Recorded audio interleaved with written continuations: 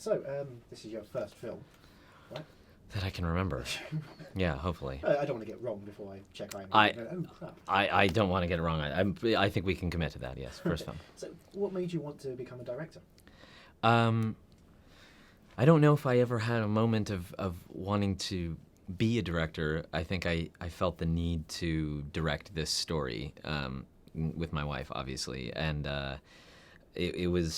that was how I knew, I guess. I realized that at first I didn't want to, but I knew that I wanted to help guide some of the performances, and then I knew I wanted to set up the angles and with the camera and figure out how to shoot scenes, and then be in the editing room, and then also help pick music. And then I started to realize I think that's what the director does. So I would like to try my hand at that and partner up with my wife and tell the story of our demise.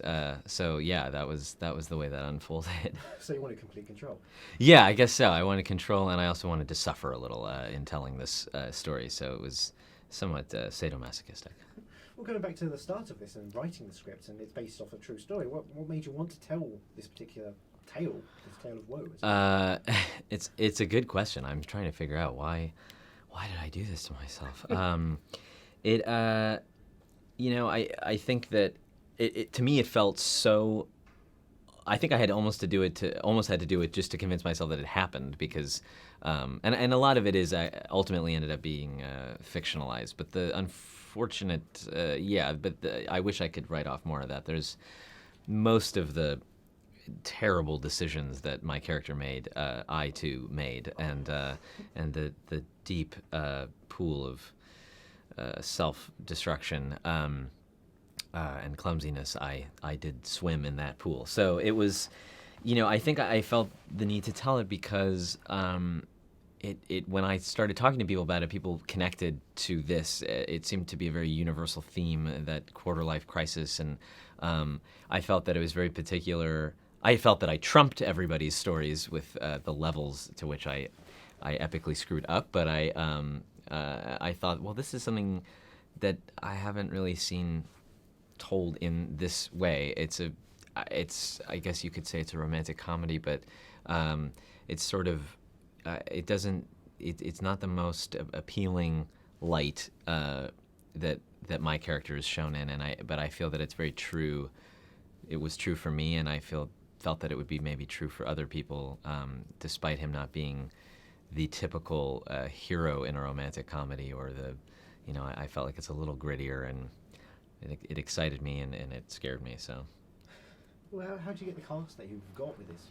You've got Melanie Lynskey, for instance, yeah. who's just sublime and everything. Yeah, how did yeah. you work with her?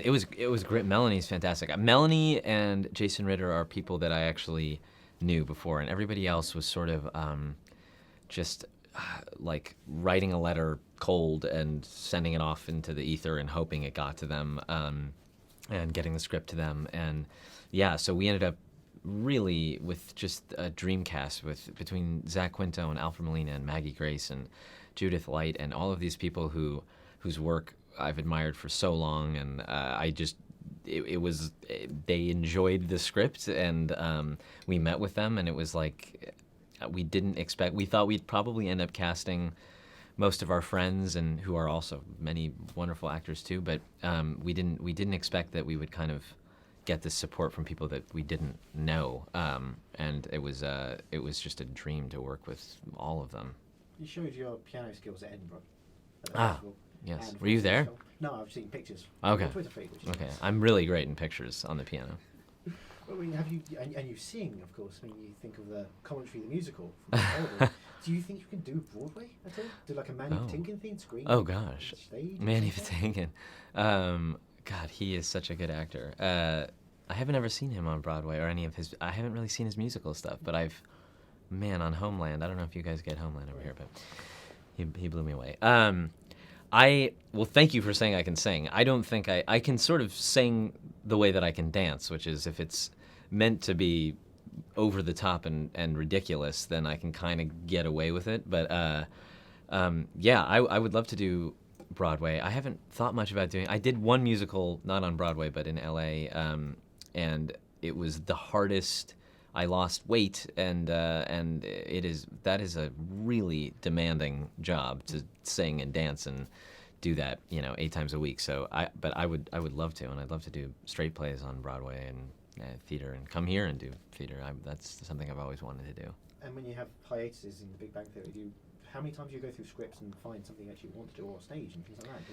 It's it's part of the reason that I wrote the movie. It's also part of the reason that the movie was really challenging to get made, amongst other things. But the window of opportunity while we're shooting, and it's a high class problem, but is a very small window. It's a few months a year, and so not only does there have to be something that you want to do, but there has to be something that actually is going in that time and will shoot. So it's very hard, and I'm always looking for exciting things. But this movie was a blessing to get to get it all done.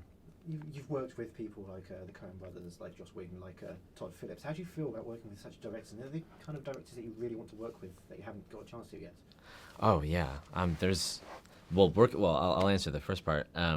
Working with those people was, the Coen brothers have been heroes of mine since I was a very small child, and now I'm a small man. But I saw their movies in the theater, I think as a kid, and I don't know why, because I was so young for some of them, but I just connected with them. I knew that they saw the world in a slightly off-center way, and I felt like I did too, I guess, and that was my dream, to work with them. So that moment is something that I hold very close to my heart.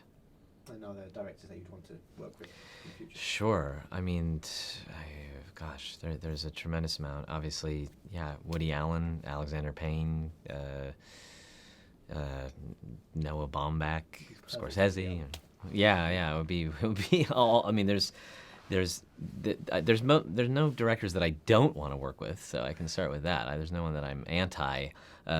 Oh, good. We'll make sure that's stated for the video. Yeah, I want everyone to know that. Off the top of my head, sure. There's those are some, I guess, above and. Thank you very much for your time. Yeah. Thanks. Yeah. Ladies and gentlemen, you're watching Hey You Guys. Hey You Guys, huh? Hey, you guys. Is that from the Goonies? It is indeed, yes. Nice. Hey!